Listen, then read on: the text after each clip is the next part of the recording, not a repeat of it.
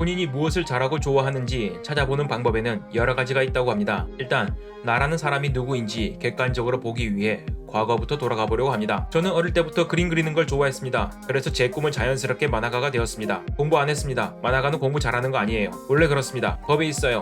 제가 봤습니다. 아니면 어쩔 수 없고요. 여튼 그림만 잘 그리면 돼요.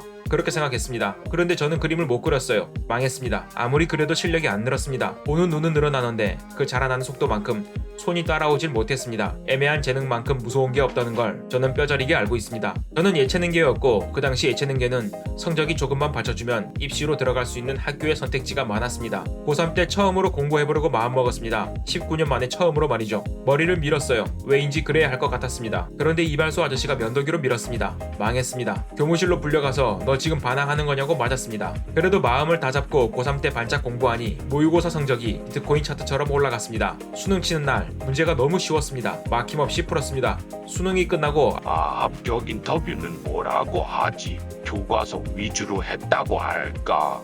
라는 생각을 하며 가채점을 하기 시작했습니다. 역시 비트코인 차트 같았습니다. 올라갈 때도 내려갈 때도 화끈했습니다.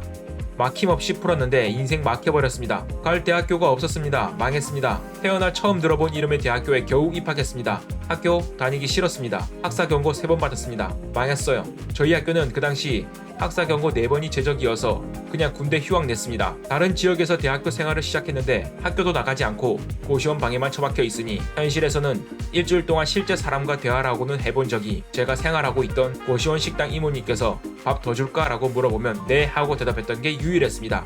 그 대신에 저는 그때 게임을 하고 있었습니다. 리니지나 와우라는 게임을 하고 있었는데 게임 안에서 레벨이나 아이템은 최상위 클래스였습니다. 현실에서는 찐따인 내가 온라인 게임 속에서는 용자. 약간 이런 일본 만화 제목 같은 현실이었습니다. 어릴 때부터 소원이 통일이었습니다. 군대 가기 싫었습니다. 그리고 신검받고 정신 차려보니 쌍안경으로 북한군 구경하고 있었습니다. 서부 최전선 GOP 철책에 와 있었습니다. 군대 다녀와서 도저히 내 길이 아닌 것 같아 자퇴하려고 했습니다. 그런데 어머니께서 한 번만 더 다녀보자고 하셨습니다. 한 번 더 해보고 그때도 아니면 너의 뜻을 따르겠다고. 그런데 복학해서 막상 처음으로 무언가 집중을 해보니 재미있었습니다. 군대 가기 전에 학사 경고 3번 맞고 복학해서 졸업할 때까지는 장학금 받고 학교 다녔습니다. 인생 다이나믹합니다.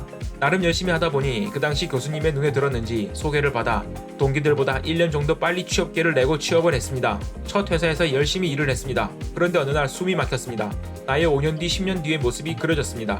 그냥 눈앞에 있는 현실들이었습니다. 아마 첫 직장에서 신입들이 대부분 겪는 그런 시기였을 겁니다. 그래도 젊을 때 도전을 하고 싶었습니다. 그래서 관심을 가지고 있던 분야에 새로 창업했던 회사로 이직했습니다. 소규모 벤처였습니다. 대표부터 직원들까지 거의 다 나이가 비슷했습니다. 열심히 했습니다. 야근을 밥 먹듯이 하고 내 회사인 것처럼 열정을 다했습니다. 그런데 어느 날 대표가 도망갔습니다.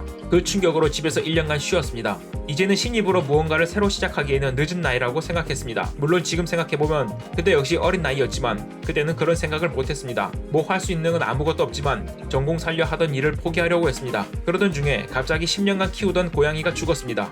그냥 돌연사했습니다. 이런 생각이 들었습니다. 진짜 언제 갈지 모르는구나. 그렇다면 후회하지 않게 내가 좋아하는 일을 한 번 더 해봐야겠다. 그리고 그 타이밍에 창업을 생각하던 친구가 있었습니다. 그 친구와 함께 창립 멤버로 시작을 했습니다.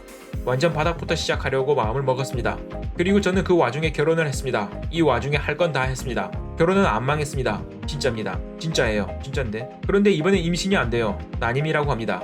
저는 괜찮은데 제 올챙이들이 망해버렸어요. 그렇지만 다행히 우여곡절 끝에 시험관 아기 시술로 힘들게 임신을 했습니다. 그런데 그때쯤 이번엔 집안이 망했어요. 아버지께서 하시던 사업이 전부 엎어지고 부모님이 사시던 아파트마저 경매로 넘어갔어요. 제 신혼집까지 저희 집을 돕기 위해 내다 팔았습니다. 망했어요. 애가 태어나기 하루 전에 산부인과 병원비가 없어서 대출을 하러 다녔습니다. 애가 태어나니 저 말고는 애를 볼 사람이 없었습니다. 어차피 저는 열심히 망하느라 수입이 개판이었기 때문에 저 하나 빠진다고 가게에 큰 문제가 없었습니다. 다니던 회사를 퇴사하고 2년 동안 육아를 했습니다. 이 중에 애 보는 게 제일 힘들었습니다. 여기까지 말하다 보니 뭔가 깨달은 게 있습니다. 역시 과거를 돌아보면 자신을 알 수가 있는 것 같습니다. 옛말이 틀린 게 하나도 없네요. 이제 보니 저도 잘하는 거 하나쯤은 있었습니다. 그냥 안 될 놈이란 걸 알았습니다. 오케이, 마음이 편해졌어요. 이제부터 여러분께 망하는 법 알려드립니다.